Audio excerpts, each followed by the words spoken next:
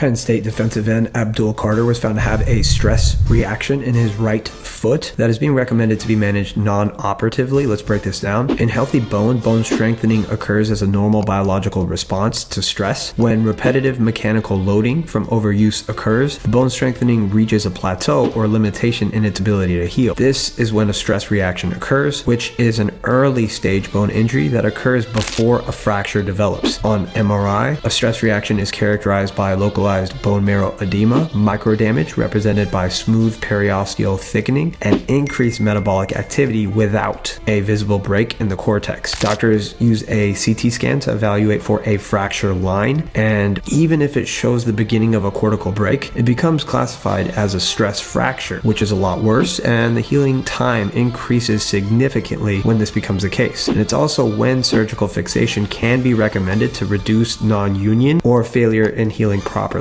In Abdul Carter's case, it sounds like overall good news, meaning a stress reaction was detected before it developed into a stress fracture. Early intervention by offloading stress through reduction in weight bearing with a walking boot or cast versus complete non-weight bearing with crutches is determined based on the area involved. If managed appropriately without complications, you don't typically see a decrease in production, durability, or longevity in young athletes. Now, had it have gone unnoticed longer and progressed into a fracture, it would have carried with it a higher risk of affecting longevity. The average on these is 6 to 8 weeks, but that really depends on severity, precise location, and the athlete's adherence to the rehab protocol. Wishing Carter a safe and speedy recovery.